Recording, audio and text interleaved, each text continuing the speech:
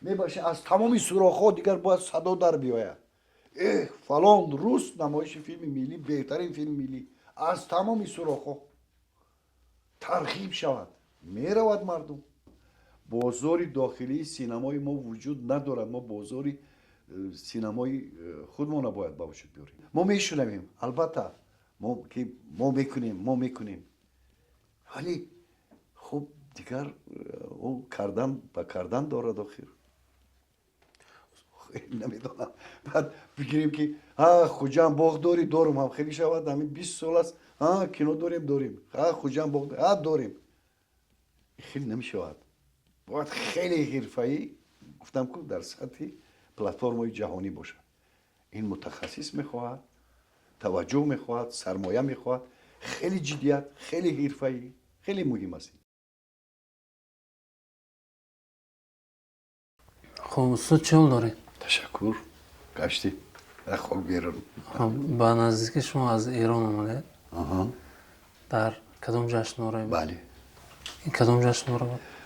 یک جشنواره بود است در این مالی بانام شهر، دوره نهمش که در تهران برگزار میشد است و با دستگیری همون حاکمیت شهر و مقامدارای شهر و بانام شهر.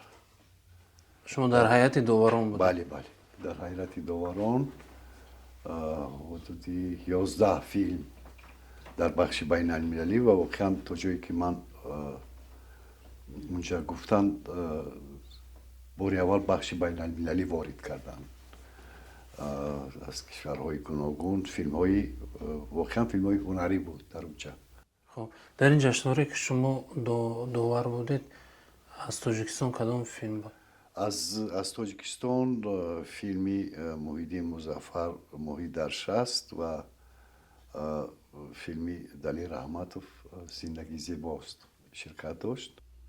سینماگران ایرانی با فیلم های تاجیکستان چی نظر انتقادی دارن؟ و چه چیزی را میپذیرن، دوست میدارن و چه چیزی را نمیپذیرن؟ اصلا چی سینما را هم وقت میتونن دربارش حرف زنند یا که سینما همیشه حضور داشته باشد. من گمان نمی کنم که هر روز در ایران درباره سینمای ایران کسی حرف میزده باشد.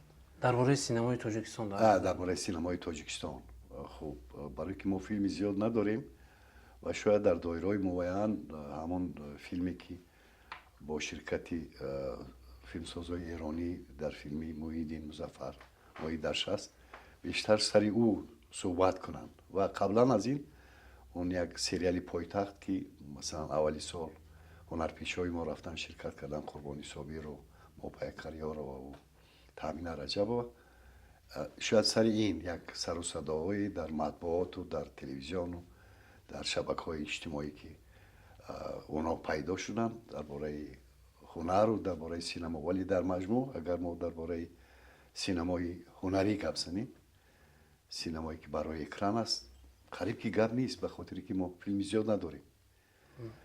برای همین نمیشود گفت که از اونو تنقید بشنویم. ولی گمان میکنم که پیدا شدن هر فیلم تاجیکی باعث خرسندی اونا میشود در دایره های فیلمسازا. خوب برای همین نمیشود گفت، بازم تکرار میکنم، نمیشود گفت که اونا از حسن و خوب فیلم های ما میتونن با یک فیلم خلاصه کنن. برای همین یک فضای سینمایی مشترک باید باشد بین ما و ایران. از اون جمله ما هم بیشتر درباره فیلم های کلاسیکی ایران یا که فیلم مثل کیارستمی یا که نمیدونم جعفر پناهی یا مجید مجیدی یا چند شخصیت های دیگر، اونایی که آگاه هستن از سینمای جهانی از اون جمله سینمای ایران میتونن حرف بزنن. و من تا جایی میدونم مثلا اکثریت جوانای ما که عاشق سینما هستن، سینمای هنری هستن، در بیشتر درباره کیارستمی حرف میزنن. کیارستمی که دیگه الگوی سینمای جهانی است. بدون آمادگی و بدون مشورت صحبت ما توپ خورد به سمت سینمای فارسی زبان. باشه خب من فکر میکنم توجیکستان با ساختار دنیویی که دارد میتواند فضای بهتری برای رشد سینما داشته باشد در قیاس به دیگر کشورهای فارسی زبان.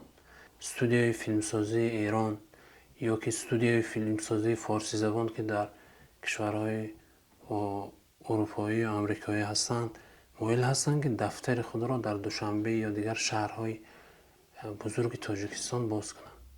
شما از این خبر دارید؟ سینما شاید دفتر نمیخواهد، سینماساز دفتر نمیخواهد، سینماساز فضای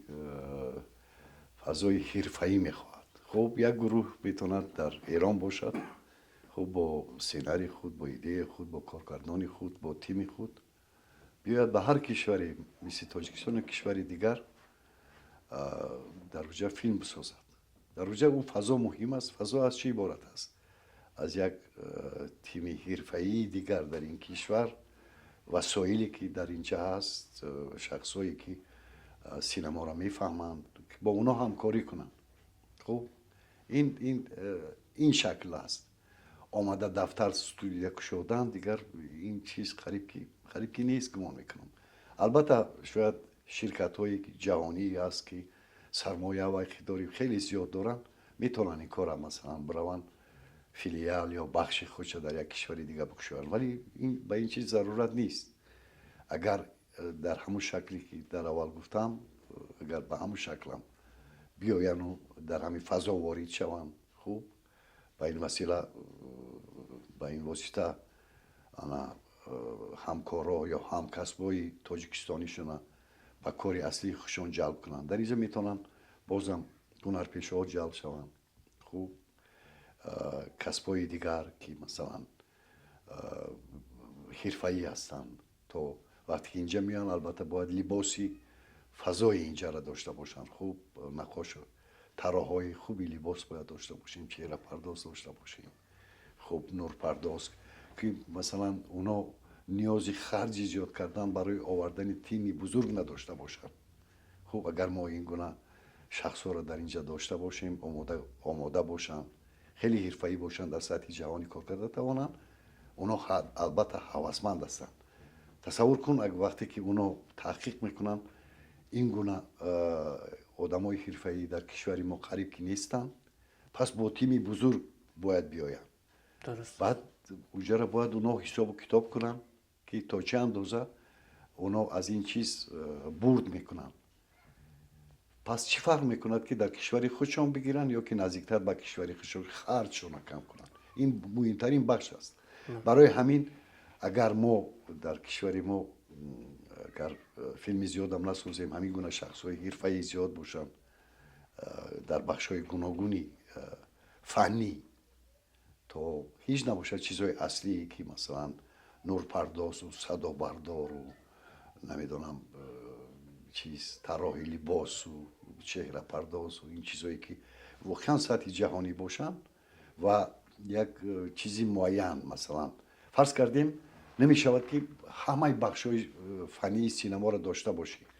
ما شنیده بودیم که در یک کشوری مثلا اروپایی توجه کردن به صدا، خوب و اطراف اون وسایل صدا و فنی صدا جمع کردن آدمای حرفه‌ای خوبی صداگذاری شدن که مثلا گروه به کشوری اونا اومد دیگر درباره صدا فکر نمیکنن، وسایل اونجا هست و چیز، یا که مثلا نور، یا که مثلا چیز نقلیات با چیزهای دیگرش. نقلیات فقط بردن و چی نیست، نقلیات در اونجا مثلا نقلیاتی که در نوار وارد میشه، در فیلم وارد میشه، ماشین های گوناگونی، تاریخی، این زمانی، هر خیلی این باید همه چیز مجهز و در یک جایی که باید باشه. مثلا خیلی نشود که بعد بگیم هی فلان قشلاق ده، فلان ده ده کدام یک مارکه ماشین است، بعد میریم که او مرخانه شده است، او ماشینی که تاریخی که چیز دیگه او حرکت نمیکنه. باید همه این چیزا یک نظام داشته باشد. فرض کردیم و نمونه های گوناگونش باشد. فرض کردیم که خوب از اونجا که از امریکا ماشین برداشتن آوردن، ضرور شود میارن، با طیاره میارن، با کشتی میارن، با نمیدونم قطار میارن. خب اگر که ضرور شد، اگر به خاطر نمیدونم زیبایی های طبیعت وقتی که ما دعوا میکنیم که ما اینقدر کشوری زیبا داریم چرا استفاده نمیشود؟ با یک کشوری زیبا او کار بود نمیشود، با در پهلوی او وسایلی که در فیلم استفاده میشود در پهلوی او باشد، متخصصای خوب باشد. برای همین اون چیزای جاهای زیبا هم اونا خوششون هم دارن، برای همین به خاطری که بیاین و زیبایی های ما رو عکس کنن اینقدر خرج کنن، وقتی که این چیز این سیستم و یا که فضای سینمایی ما که حرفه‌ای که اگر وجود داشته باشه اونا به جان دل میان. در ایران مکتب‌های فیلمسازی زیاد است. زیاد است خیلی زیاد است. دانشگاه ها است، قریب در همه استان ها دانشکده و بخش هایی هست که به سینما تخصص در سینما میتونن. خب نه فقط در پایتختشون، در تا جایی که من شنیدم و میدونم اونها دارن این چیز و متخصصان رو تیار میکنن. خب و از میان اونها یک رقابت خیلی سخت است در سینما، بعد بهتریناشون هم دیگر وارد میشوند به هنر سینما. خب اون یک چیز است، یک هم بیزنس است، هم یک کار است، هم یک شغلی است که جنبه های گوناگون اقتصادی دارد که مثلا که سود یافتن، فایده گرفتن از این چیز. خب البته اونا مشکلای زیاد دارن، اونا هم مشکلای زیاد دارن. چگونه مثلا برای که فیلم زیاد رقابت زیاد است، فروختن فیلم، نمایش فیلم، اون پرابلم در اونا وجود دارن. در ما که اصلا فیلم نمیخرن، فیلم که نمیسازن اون کالا وجود ندارد، فیلم فروخته نمیشود. برای همین یگانه مانده است همون بازاری که جوانای ما با سینما عاشق هستن، با بازار بیرونه از طریق همون چیز یوتیوب و همون چیزا میبرن، با بازار جهانی میبرن. در بازار داخلی قریب که وجود ندارد. ما شاید تهیه کننده داشته باشیم ولی ما پخش کننده دیستریبیوتور نداریم. این یک بخش مهمی امروزه سینمای جهانی است، دیستریبیوتور داشتن. پرودیوسر ما مشغولی هم پخش است، دیستریبیوشن است، مشغولی نمیدونم همه کارهایی که چیز است، یک بسر یک است، چون که زیاد نیست این چیز. باید هر قدر مال سینمایی که زیاد استحصال شد در بخش‌های گوناگون، مثلا سریال سازی باید باشد که برای تلویزیون ها فیلم بسازن. ما سریال ملی خودمون نداریم. سریال ملی همان است که از یک شبکه یا چند شبکه ملی چند خیل فیلم، چند نمود فیلم در ژانرهای گوناگون هر روز شام یا که وقت معین یا صبح در پرایم تایم معین به نمایش گذاشته میشه. متاسفانه ما تا هنوز اینا به راه نماندیم و هنوز هم فیلم های بیگانه را به نمایش میگذاریم. خب دوبله میکنیم به تاجیکی، یا که اگر بسیار غیرت هم دیگر که غیرت کنیم با دوبله میکنیم، اگر دیگر هم قدر عادت کرده ایم که تنبل شده ایم که هم با روسی تیار میگیریم، با روسی نشون میدیم دیگر. همین امروز در تاجیکستان بیشتر شبکه های تلویزیونی فارسی را تماشا میکنند، بیشتر مثلا جم تیوی که اونجا سریال های ترکی و با زبان فارسی است. بله. این شبکه ها با اندیشه جامعه ما چه تاثیر میرسونند؟ ببین چیز است، یکم که تجارت است. این همون مثل تجارتی شروع کرده از تجارتی کالا و جنس و لباس و چیز که مثلا هر بازار برین در هم میگه ای مالی ترکیه است، نمیدونم این اوریجینال است، از ترکیه است. خب این یا کاستوم میخری یا شیم میخری یا چیز میخری دیگر برند شده است. خب از اون شروع میشود هر چیزی که دیگر مردم ما را عادت کناندن. این دیگر تجارت است، خریداری. خب در پهلوی اون حتی فرهنگ غذا هم به زندگی ما وارد شده است. در شهر ما دیگر میره نمیدونم سلطان بای و کیمچی بای ها دیگر زیاد شده است. بعد در پهلوی او قبلا شروع شده بود تا این چیز شاید در همیشه سینما سهم گذاشته باشد. همون سریال ها و همون چیزهایی که با این وسیله این در ذهنی چی میگن مخاطب، در ذهنی تماشابین، در ذهنی مردمی ما ببینیم چقدر قوی میکنن و همیشه در ذهن ما چند میدن چیزی ترکیه از خوب است. خوب پیشتر چیزی روسی بود. همین زندگی خودش تجارت است. آدم نیاز دارد. سینما هم مال است. این مالی غذا است، غذای معنوی است. آدم نمیتونه فقط همون چیز این با هم پیوستن، در یک بازار فروخته میشن.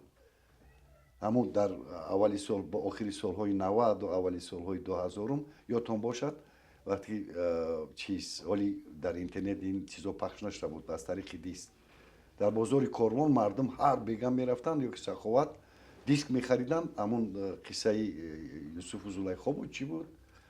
فیلم حضرت یوسف. حضرت یوسف همون را میخریدن. بچه های ما یک استودیو که شده بودن همون را از طریق ترکیه آورده بودن، بعد که از ایران نخریده بودن. همون را آوردن و انا دوبلیاژ میکردن به تاجیکی. هر هفته روزی شنبه یا که جمعه بگایی بعدی چیز نماز جمعه میرفتن دیسک میرفتن در خونهشون دیویدی بود. بعد او هم از بین رفت. این اوازی چندان معلوم نیست. حالی همون دیسکایی که در همون دوره هزارها چیز کردن همونو در بازارو برای کارتوشکا فروش داد. تال چیندگی یگان کس که یکی حواسش کرد و به یادش آمد با میروم دیسک میکاو اگرم دستگاه دیویدیش مونده باشه خیلی با یه بار میبرم میبینی در خونه همین جمع شده است همون دیسکای چیز بیشورا. نه خب بعد شروع کردیم از همون چیز جیم تیوی. ببین در او جیم تیوی نه فقط فیلمی به زبان فارسی و فیلم های ایرانی است، فیلم های جیم بالیوود است، جیم هالیوود است، همه این به زبان فارسی است. اونجا ترغیباتش این به دنیای چیز بیرون چقدر پیوست است و مردم خو نخو همیشه انمون چیزی ترکی در ذهن مردم جا گرفته است مستحکم. ما که استحصال نداریم برای همین در برابر او چیزی گذاشتن نداریم.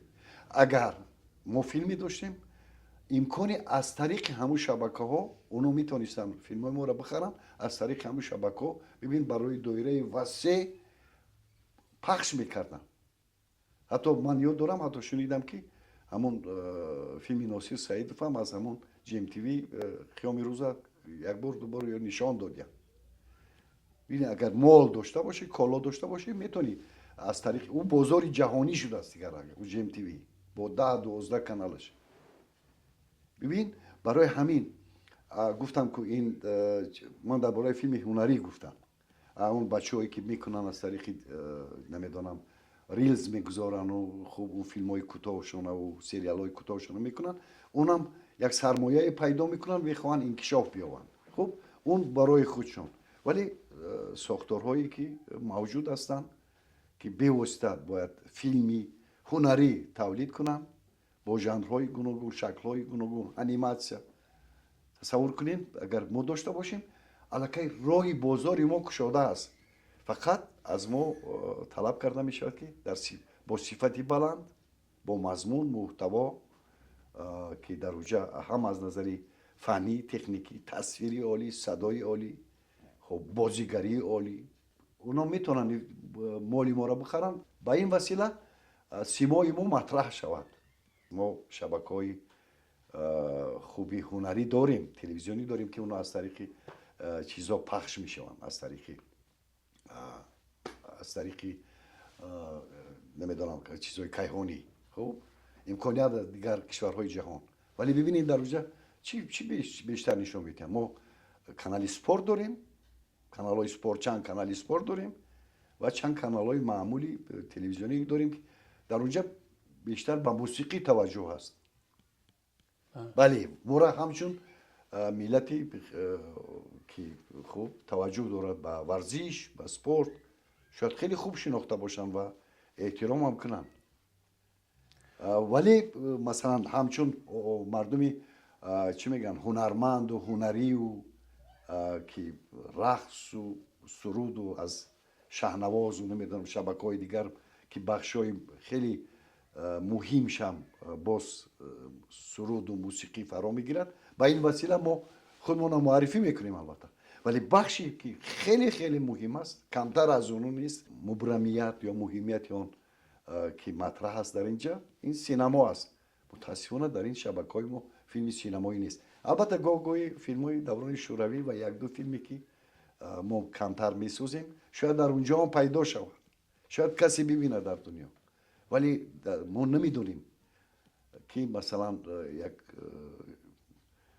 ки то чӣ андоза шабакаҳои телевизионии мо ҳамафарогир ҳастанд. ҳеҷ набошад дар доираи кишварҳои форсизабон ва таъсире дошта бошем дар зеҳни он мардум бо фарҳангмон. ин синамо ин корро метавонад анҷом бидад. шумо ки масалан филмноманависи яъне ки ботаҷриба ҳастед, ягон фармоиш аз телевизион гирифтед ки аз ягон шабакаи телевизионӣ филмнома барои сериал созанд, яъне ки ҳамин гуна фармоиш буд? не набуд, мутаассифона набуд. ман ростӣ намедонам, шояд ба дигаро бошанд, ба дигаро пешниҳод карда бошанд, вале бевосита. вале ман худам ин ташаббуса аз ҷониби худам кардам, пешниҳод кардам ки хуб як чизе ҳаст ҳудуди 10 серия.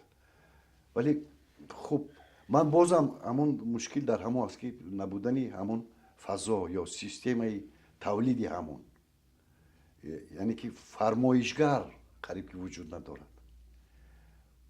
дар мисоли он ҷавоное ки ошиқ ҳастанд, оно фармоишгари бозори яъне ки талаботи бозори ҷаҳониро эҳсос карда ин корро анҷом медиҳанд. вале мутаассифона оно як намуд ё як равияи имрӯзаи синамо аст ки наздик ба блогерию ба намедонам рилсозию як гурӯҳи маҳдуд аст. ман дар бораи синамои ҳирфаӣ ва синамои ҳунарӣ бештар таваҷҷӯҳ мекунам ки як бахши муҳимаш ҳамон сериалсозӣ аст. бояд давлат фармоиш кунад. ин шабакаҳои давлатӣ ҳастанд, ин шабакаҳо бояд фармоиш кунанд. метавонад ба ин васила як таваҷҷӯҳ ба синамои мо ба ин васила пайдо шавад, бигӯянд ки хуб тоҷикҳо ҳам филмсоз доранд, филм доранд, сериал доранд ва мавзӯи хеле ҷолиб ки мо аз ӯ фарҳангшон омӯхтем, тоҷикистонро шинохтем. хуб вале мутаассифона ин нест, ин воқеият аст. ман надидам ва гуфтам ки ғайри масалан гоҳ-гоҳ ки дар шабакаҳо мебинам ҳамон чизҳое ки ҷавонои ошиқи синамо бо ном синамо мекунанд, ман ягон чизе дар ин суханон намехоҳам чизи онора, хизмати онора то андозаи поён нишон диҳам. хуб аст ки оно талоша мекунанд, хеле барошон мушкил аст аз назари маблағ, аз назари хеле чизҳои ҳирфаӣ мушкилҳои зиёд доранд. вале тасаввур кунед ки агар ҳамин системаи сериалсозӣ ва тавлиди филмҳои ҳунарӣ шумор бо шумораи зиёд агар дар кишвари мо мешуд, ин бахшам қавитар мешуд. онҳо ҳам талош мекарданд ки филмҳое ки онҳо месозанд, ин бахши хусусӣ ё ки ташаббусе ки ҳар як кас мустақил анҷом медиҳад, онам дараҷаш баланд мешуд дар он вақт. онҳо дигар барое ки онҳо бояд мисли оина бошад, ин ҷомеа оинаи якдигара ҳар кас, ҳар равияву ҳар чиз ки дар ҳамин чизҳои аудиовизуалӣ сару кор доранд, оинаи якдигаранд. он вақт талош мекунанд ки агар ягон чизе карданд, на камтар на поёнтар аз сатҳу сифати чизҳои ҳирфаӣ ки мо даъво дорем ки мо филмсози ҳақиқӣ ҳастем. вале дар он вақт ин чиз пайдо мешавад байни мо онҳо. вақте ки мо кам филм месозем ва боз даъво мекунем ки не мо филмсоз мо ҳастем, мо бояд филм бисозем вале намесозем, дигар гап намемонад, ҷои дигар баҳс нест. баъд чаро онҳоро дастгирӣ накунем, чаро онҳоро тамошо накунем? барое ки ин ғизо аст, ин ғизое ки ҳар рӯз вақте ки аз тариқи намедонам ин чизҳои интернетӣ мезанад, як чизи тоҷикӣ пайдо шуд, як хабараш пайдо шуд, ҳатман ворид мешавад. ҳама мебини варақ мезананд саҳифаҳои телефона. اونا کم میخونن، اونا تصویر نگاه میکنن، اونا فیلم نگاه میکنن، فیلم گونه نگاه میکنن. اون چیزای فیلم های سریال های کوچک هم میبینن بیشتر. برای که خیلی در اونجا همه چی هست. خوندن هم دیگر مثلا جمله هست، حرف هست، اخبار هست، موسیقی هست، بازی هست، همه چیزا کامپوننت هایی که در اون هنری سینما هست در مجموع او در اونجا هست دیگر. چون که دیگر ندارن. خیلی گاهی خب یکی امکان شود متاسفانه خیلی کپی های از نظر فنی تکنیکی خیلی پست فیلم های قدیمه ما 70 سالی دوران شوروی در بعضی شبکه ها در همون چیزا اینترنت پیدا کردن ممکن، ولی اون که صفتی بلند ندارد، باز طلبات فنی اون چیزا هست که باز اون فشرده تر میکنه، در شکل خوبش دیده نمیتوند. ما اون بایگری که داریم باید باز درباره اونا فکر کنیم که اون بایگری هم در چیزایی چی میگن چیزایی در شکل امروزی اونا را برقرار کنیم. اون مالی ما است، مالی سینمای تاجیک است. مثلا در 70 سال زیاده 200 فیلم هنری ساخته شده است. این یک مالی است که هیچ وقت ویران نمی شود، کهنه نمی شود. فهمید؟ این خیلی اصلا فیلم هایی که مثلا شاید در دوران شوروی اون بهای مثلا خیلی پس گرفته بود، حتی اونا با گذشت وقتی با اونا یک چیز میتید، یک صفت خاص میتید، زمان وقتی که تاریخ یک وقتی میگذارد با همون چیزایی که در اون دوره در نظر ما مثلا نسل ما بعضی فیلم ها رو میگه او فیلمی خوب سوست است. حتی فیلم های سوستی ما که در اون زمان گذاشته است و روش زمان و وقتی گذاشته تاثیر گذاشته است، کاملا به شکل دیگر به نمایش در میاد. خیلی عجیب است. سینما این مالی که هیچ وقت ویران نمیشه. برای همین ما حتی همون مالا در شکل نوی امروزه با طلبات امروز می شود همون فیلم های قدیمه را که در روی نوار 35 گرفتن یا که نوارای نمیدونم 16 گرفتن در تلویزیون ها فیلم های حتی اینی هم گرفته بودن. خوب اونا را با استانداردهای امروزه با تکنیک امروزه با فناوری های امروزه اونا را دوباره از نو نسخه برداری کرده، از همه جهت رنگاش درست کرده، با صفت خوب با اون بازار جهانی برآوردن. این هم پلتفرم ما شنیدیم که مثلا این کار را میخواهند انجام بدن در تاج فیلم، ولی اون خرج میخواهد، دستگیری میخواهد که باید یک پلتفرم بسیار عالی باشد، پلتفرم سطح جهانی باشد. مثلا وقتی که او از نتفلیکس پایانتر است، پس معنی دارد یا نه نمیدانم. باید طلبات برای همه برابر باشد. وقتی همون فیلم های ما بگذار فیلم های دوران فیلم های نومون و فیلم های قدیمیمون که از تاریخ به ما میراث مونده است، همونو با یک شکل پیشنهاد شد که باید بسیار با صفت بلند این خرج میخواهد، سرمایه میخواهد، سرمایه چی میگن، نه فقط فنی، سرمایه ذهنی میخواهد، متخصصای خوب که بعد پیوست میکنند ما را با سینمای جهانی با اون شکلاش که در مجموع یک چیز بازارشناسی و همه این چیزا باید به نظر گرفته شود. چگونه ما در همون روند عمومی مثل پلتفرم ها یا که همون شبکه های فیلم نمایشگری جهانی در سطح اونا باید باشیم. یا هواس نباشد. مثلا یا وقتایی که همه باید سایت داشته باشد، سایت همین خرج کردن قوای زیاد، بعد سایت به حال خودش گذاشتن، بعد سایت خودش به خودش این از سری ما گذاشت. دیگر اون سایتی که همیشه باید در پهلوی بود و همیشه ابزارهای او را نو کنی. هر روز یک ابزاری نو با وجود میاد در اون سایت. حالی دیگر سایت هم دیگر پیر شد، سایت هم دیگر چیز رفت، یک چیزای دیگری پیدا شد که مثلا در پهلوی سایتی یا کارخانه یا که مثلا یا استودیویی، خب دیگر او برای که اون چرخاندن در کار، او را نگاه داشتن در کار، تا این نبض دست در نبض جهان بودن در کار جهانی که هر روز خیلی با صورت تیز.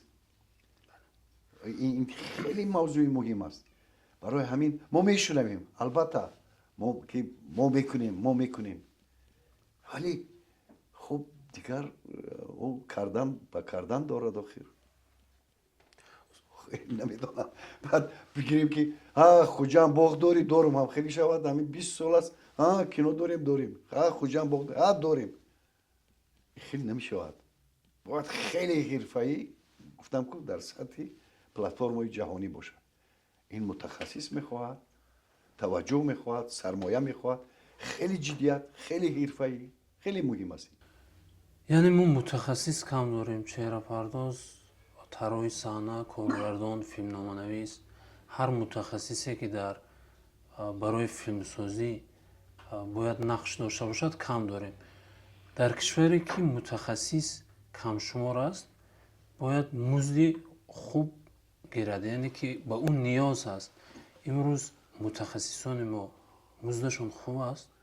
ببین گفتم که سینما مال است. وقتی مال زیاد می شود متخصصم، فروشنده هم، کارگر هم زیاد می شود. وقتی مال کم است، مال کم استحصال می شود، دیگه عدد زیاد متخصص با وجود نمی آید. فروشنده و نمیدونم روبنده و فلان و نمیدونم چهره دوزنده و چهره پرداز هم پیدا نمی شود. همون خیلی وقتی فیلم نباشد، یعنی یک سال دیگه تا 2 تا فیلم بگیری 40 تا متخصص در گرد اطراف 2 فیلم چیکار میکنه آخر؟ بازار معین میکنند، طلبات، همون فرمولا اساسي است که этот спрос этот Потребность рождает спрос. да, потребность, طلبات خب اون چیزا با وجود میارد، متخصص با وجود میارد. بازار خود را چگونه شکل دهیم؟ بازار خودمون همون وقت شکل داده میتونیم که یک برنامه خیلی دقیق روشن که در اونجا تمام مسئولیت ها با دورنمای خیلی معین و پرسپکتیو های معین باید ساخته شود. خب که در اونجا تمام جزئیات گفته شود، فقط یک گپای عمومی نباشد، جزئیات گفته باشد که وقتی که ما همین فیلم هم میسازیم، فلان کارخانه رو میسازیم، در اونجا فرض کردیم میگیم ده ما میگیم همین کارخانه ساخته شد، 100 کس صاحب جای کار شد. برنامه انم خیلی باید برنامه باشد. برای متخصص پیدا شدن ما مثلا در سال باید، من پیشنهاد میکنم خب در سال هر استودیوی ما 10 فیلم و پلوس یک فیلم دیگر بسازن. قرقیزا هم خیلی شروع کردن، 4-5 نفر بودن اصلا اقتداری 10 فیلم ساختن، 10 پلوس 1. این سال آخری همین اولی سالی 2000 شروع کردن، 10 پلوس 1 گفتن ما هر سال 10 تا و پلوس 1 تا فیلم میسازیم. کوفتن خودشان شکستن، به همون مقصدشان رسیدن. خیلی دقیق، برنامه بسیار باید دقیق باشد که بعد علاقه در اطراف اون شماره تا جایی که من شنیدم در سال 80 فیلم میگیرن قرقیزا، برادرای ما، دوستای ما، همسایه های ما. اونا تالارای سینمایشان تماشابین دارن، سریال ملی دارن.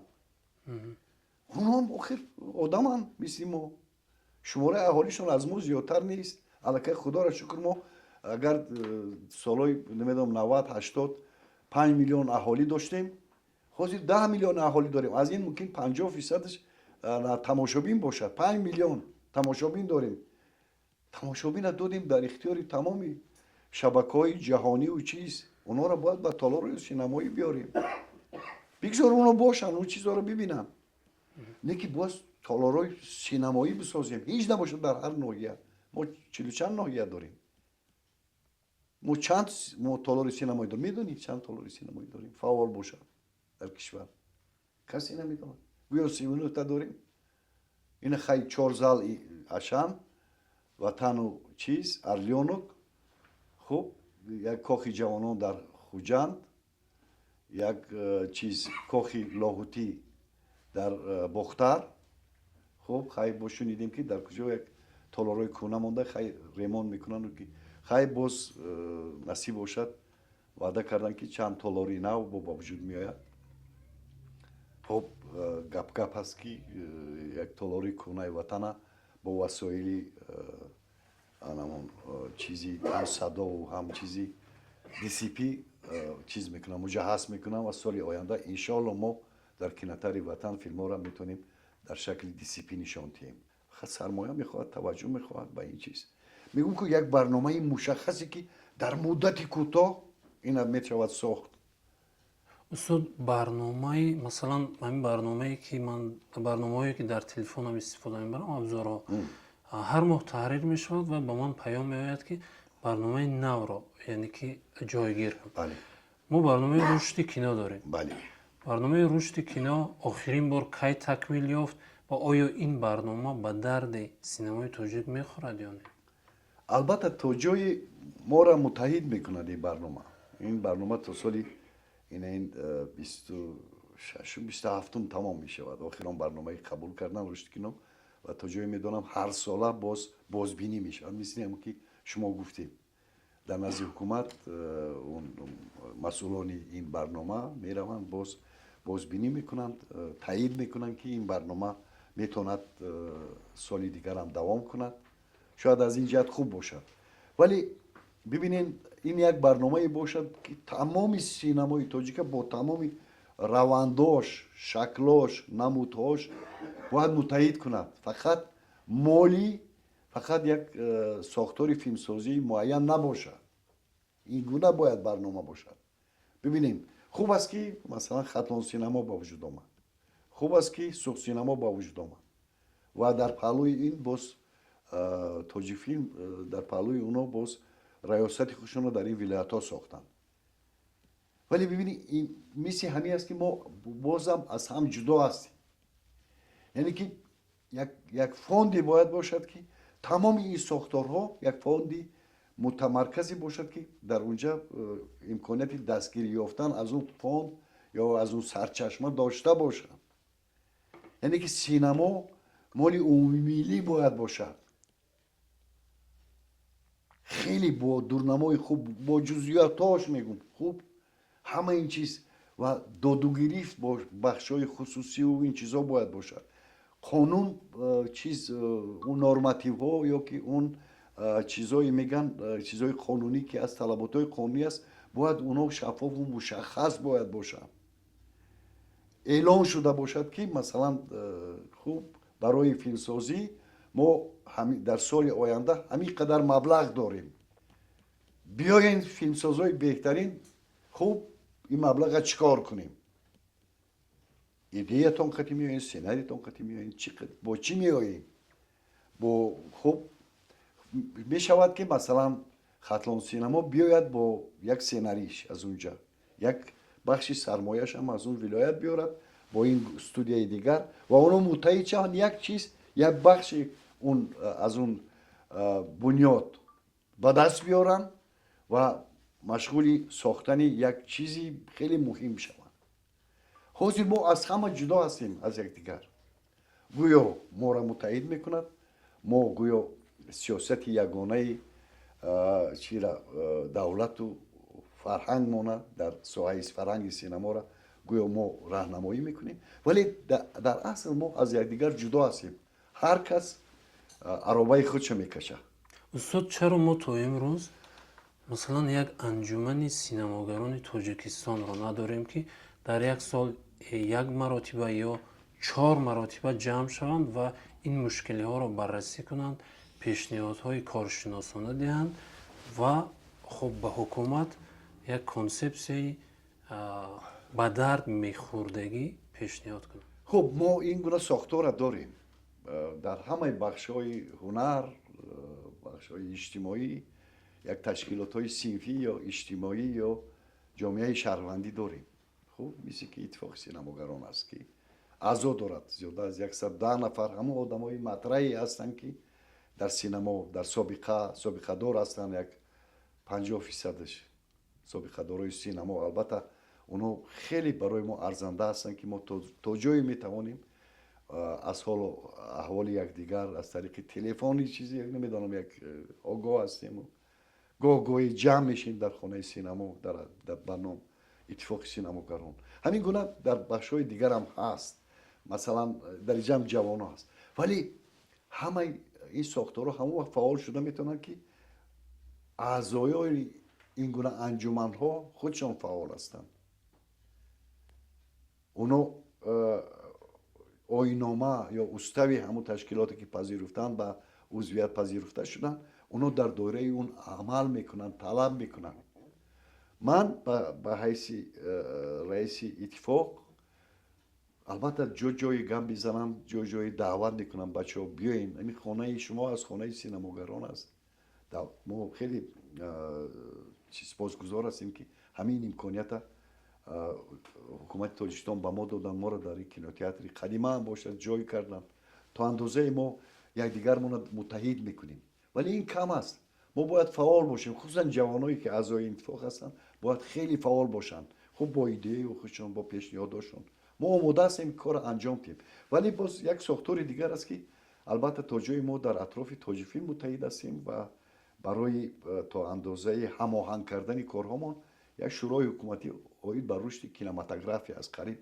زیاده از 10 سال فعالیت میکنند که یکی از معاونان سروزیری جمهوری تاجیکستان این بخش راهبری میکند و کاربری و پیشنهاد و چیز از طریق تاجیک فیلم و راهبریت تاجیک فیلم همچون مسئولیت شخصی مسئول این کار هر سال کمی کم و 2 بار جمع میشیم باید این ساختار هم خیلی خیلی فعالتر کرده شود دایره مسئله گذاری در این ساختار هم خیلی جدی و طلب کرده شود که همین مسئله هایی که گذاشتن در پیش حکومت در پیش ساختارهای سینما سازی تا هماهنگ کرده شوند پیش از همه اونا باید روی حل خودشون پیدا کنن این ساختار متاسفانه با اقتدار کاملش فعال نیست بله ما جمع میشیم بعضی مسائل مبرم میبینیم در سال 1 بار 2 بار خصوصا برای ساختن همین فیلمی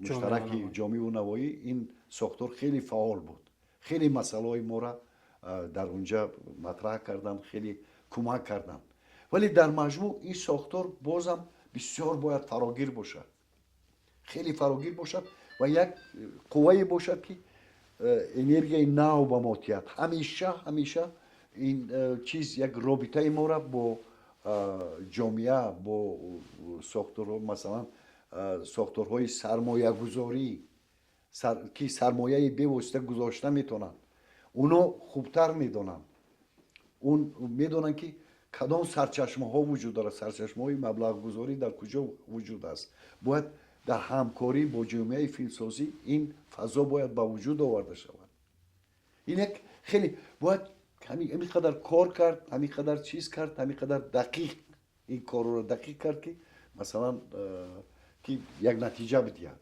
مثلا خوب فرض کردیم بگیم که ما در سال 10 فیلم میسازیم میبخشید دقیقا میموریم و 10 فیلم میسازیم 10 فیلم بلندی جهانی خوب مقصد میگذاریم و اون 10 فیلم میسازیم سرمون را در سنگ میزنیم مبلغش پیدا میکنیم مبلغی خوب پیدا میکنیم که از نظر بودجه خب پرداخت به چیز زحمتی کارگرای حرفه‌ای در سطح جهانی هیچ نباشن نه کمتر از 50% از حجمی که مثلا کشورهای پیشرفته جهان در فیلمسازیشون نسبت به متخصصان پرداخت میکنن هیچ این یک شاید افسانه میگویم برای شما ولی این باید باشد برای این باید تلاش کنیم که فیلم خوب مخیر با یک گفتن نمی شود باید اون ساخت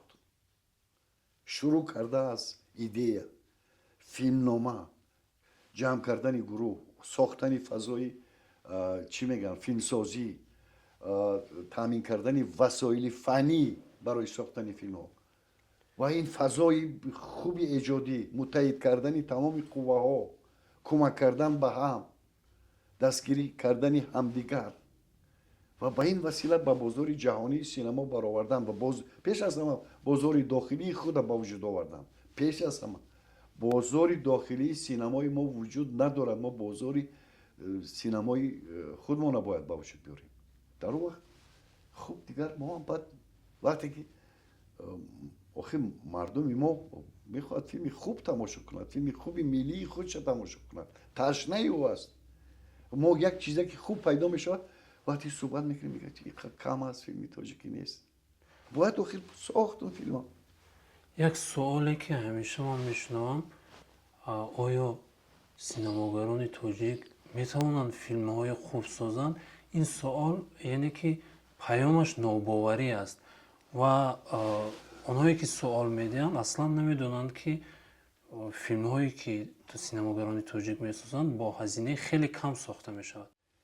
وقتی که دیگر برابر افتد فیلم سازی همچون مال استحصال شود و نو به نو استحصال شود، او وقت همون ناباوری از بین می رود.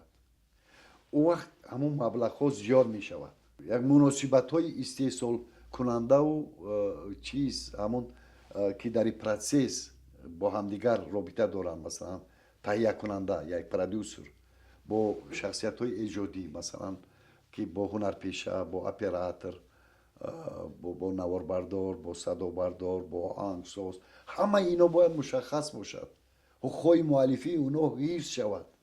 چون که اون مالی هست که باید اون دستگیری شود برای فروختن، باید سهم هر کدام اون بگیرد وقتی به بازار برآورده می شود. فقط مونوپولیستی یک نفر نباشد یا یک ساختار نباشد. هر کسی که سهم گذاشت در اون ساختنی اون در اون چیز باید فایده و سودش از اون در بیاورد. مثلا غیر حق خدمتش، حق زحمتش، معاشش از اون کار، بازم وقتی او به بازار میبراید سود باید بیارد. از اون مالی که چرخ میزنه در بازار فروخته میشه از اون سودش به دست بیارد. او وقت سینما پیش میرود. سودی که به دست میآید رسانه‌ای شود تا ریتینگ فیلم ها بله، مردم آگاه اون شود. گپای دیگر از ریتینگ هم همون جامعه تماشابین معین میکند. شماره تماشابین که زیاد شد دیگر اون معین کننده ریتینگ است. همون یعنی که با چیز با مولی تو اونو آواز میتین که خوب این چیز است، میرون بلیت میخرن، خوب میرون فیلم تا میبینن، با این واسطه با تو آواز میدین، با تو رای میدین، با تو فیلم تو را دستگیری میکنن، مولی تو را میخرن، غذای معنوی برای خودشان میخرن. ریتینگ تجاریش را هم در نظر بله، دارم. همون ریتینگ تجاری. اصلا فیلم 2 هفته زندگی دارد. تو تصور کن که در بخش تجارت یعنی همین بله. 2 هفته باید همین فیلم که برآمد سر تا سری، همین در مثلا روزی دوشنبه سر شد، خب 2 هفته تا دوشنبه دیگر باید همین در سراسر مملکت در پخش شود، همه یک بار تصور. بعد اینجا باید سرمایه بگذاری، اون باید از قبل از آماده شدن فیلم او را تماشابین آماده کنی با صدا و نمیدونم با ذهنش بشینی که اوه فلان روزی دقیق مثلا فیلم میبراید از فلان ماه فلان روز ما فیلم در اکران مثلا می نویسن که در پایان سکاکاوت از کدام روز در اکران ها که تمامی جامعه منتظر باشد، اونو دیگر هجوم کنن با اون فیلم برام ببینن. وقتی که همه این در یک مدت معین جمع می شود، الکی جامعه مناسبتش نسبت به اون فیلم، نسبت به اون اثر معین میکند. هم سرمایه جمع می شود، معین می شود که تا چه اندازه این فیلمساز حرفه‌ای بود، از چیزی خوب ساخته. شاید مثلا همین خیلی فیلمی ساخته باشه که سر و صداش بلند شد، رفت بعد 10 دقیقه فیلم ترک کرد، از تالار رفت. خب این وقتی روز یکم که همون که همه تالار که ایستاد، روز دیوم باز زیادتر میرن روی زمین میشینن، در نمه پاگه میشینن، کرسی ها پر میشوند، درها را میشکنن، میزنن، میدروین تا همون 2 هفته، شاید بعد 3 هفته دوام کنند، 14 روز نه 20 چند روز مثلا دیگه پای هم ببینن، برای تشنه فیلم ملی هستن. این فضا را با وجود آوردن، برای سرمایه گذاشت، قوت صرف کرد. اینا باید با نقشه گرفت، اینا همه این چیزا با وجود آورد.